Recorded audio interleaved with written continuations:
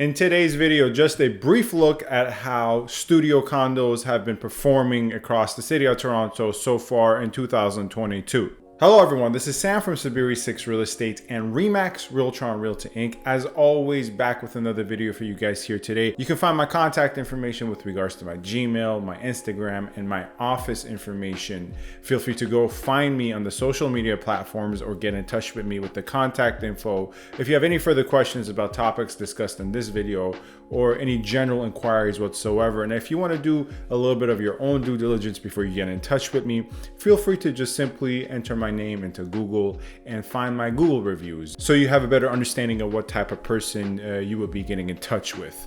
Anyways, enough of that. Of course, feel free to subscribe, comment, rate, and review, but let's move on to the point of today's video, which is a general outlook at studios within the city of Toronto. Right now, I have about 2 to 3 purchasers who are interested in studios, and I have on the selling side, once again, 1 to 2 people who I'm in touch with who are interested in selling studios. As a result, I have been going through the numbers and I thought, why not share the more general numbers here on YouTube. Starting out with January, obviously, as we can see, the average sold price for a studio in January, based upon about 55 sales with regards to the city of Toronto overall, around $517,000. The median, which is not represented on this bar graph, it's just the average, was not far off at $519,000. And then when we look at just downtown, not the city of Toronto, as represented by the color red, the average sold price was around $531,000. So studios, more than any other type of condominium, whether you're looking at 1+1s, 2 bedrooms, or maybe even lofts,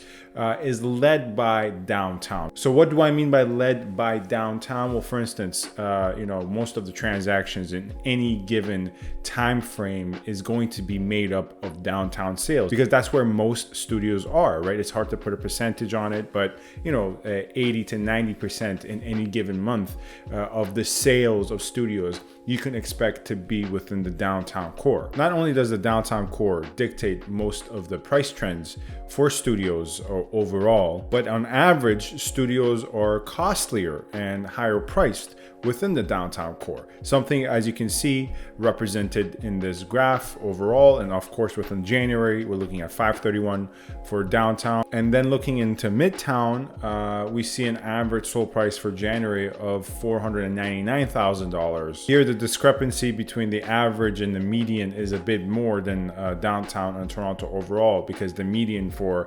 Midtown in January was $508,000. So a difference of $9,000 between the average and the median. And this is mainly because the sample size in Midtown is much lower. In Toronto overall, we're looking at 55 sales. In downtown, we're looking around 41 sales here. Well, in Midtown, we're only looking at 7 sales in January. And as we go forward, it gets dwindled down to 0 so far in April, as you can already tell. And as I've said many times in the past, when the sample size is small, you're only looking at 7 transactions, there is going to be a divergence between the median and average. Even having provided that, it's not a considerable separation between the average and median whatsoever. Well, into February, things pretty much stay the same. Of course, downtown was down $3,000. Toronto overall, Midtown, a drop in prices. But once again, with Midtown, we have to be very careful with the average, right? Because it's such a small sample size. Nonetheless, here what I want to focus on more so is not so much January to February, but February into April. Because from February to April, what we saw was an increase in average sold prices, which pretty much equates to market value for studios into March, and then down from March into April. Prices overall for studios in the city of Toronto jumped from $516 to $532, a $16,000 increase in average sold prices according to the Toronto condo market for studios. And then similarly with downtown, prices jumped from $528 to $543, and in Midtown, the $500,000 barrier was broken, where prices for studios went from $488 to $515. Well, now about 28 full days into April, keep that in mind, prices have come down. Where we see overall within the city of Toronto, average sold price went from $532 for studios to $511, and for downtown $543 to around $532. And for Midtown, we don't have a number because there has not been any sale transactions occurring in Midtown for studios. Now, one thing I would like to add here with regards to what we're considering Midtown is just C3 and C10. Similarly, what we're considering as downtown is C1 and C8.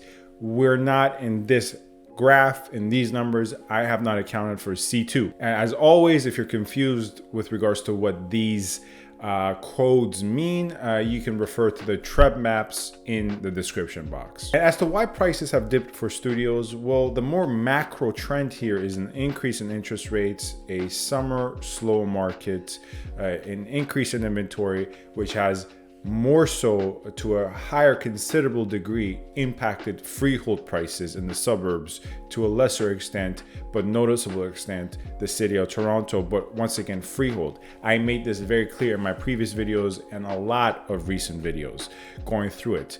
Furthermore, I have made clear that insofar as we're considering just February into March, condo prices have held up well. Now, we haven't been through April fully, and I don't have the full April numbers yet, but whether condo prices have held up into April or not overall across all GTA areas, well, that's yet to be decided, and I'll be out with a video probably the first week of April discussing that. Nonetheless, studios are down into April so far, once again 28 full days, but interestingly enough, the average rental yield is up. Now, this average rental yield is only with regards to the city of Toronto. I haven't broken it down into Midtown and downtown exclusively, but with regards to the city of Toronto at large, according to the Toronto rental market for studios, the average rental yield went from $1,730 in February to $1,750 in March. Now, so far into April, 28 full days, it's at $1,770. Now, immediately you would assume, well, this is great news. Prices are coming down, but the cash flow is going up.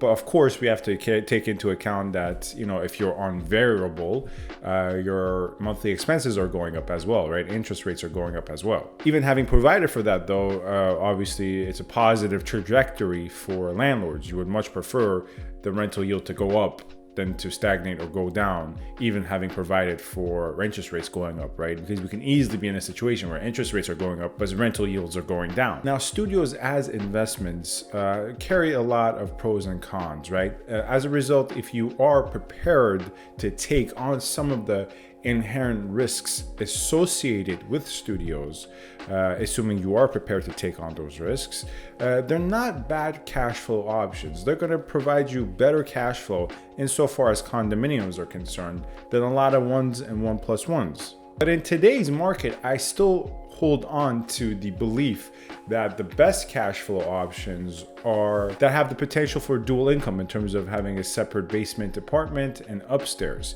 I've ran the numbers for a lot of clients in this regard. A lot of properties, prices are coming down more rapidly for those detached dual income properties. Whereas, yes, rents are not going up as much, but the cash flow there is much healthier. Assuming 20%, assuming variable at 3%, assuming market rent for upstairs and downstairs. In a lot of instances, you're looking at $3,900 to $4,100 in terms of cash flow for those. Anyways, that is it for today's video. Once again, a brief look at studios. As always, if you have any further questions, you can get in touch with me with regards to my contact information in the description box. As always, feel free to subscribe, comment, rate, and review. Thank you very much for watching. Stay safe and stay tuned. Thank you.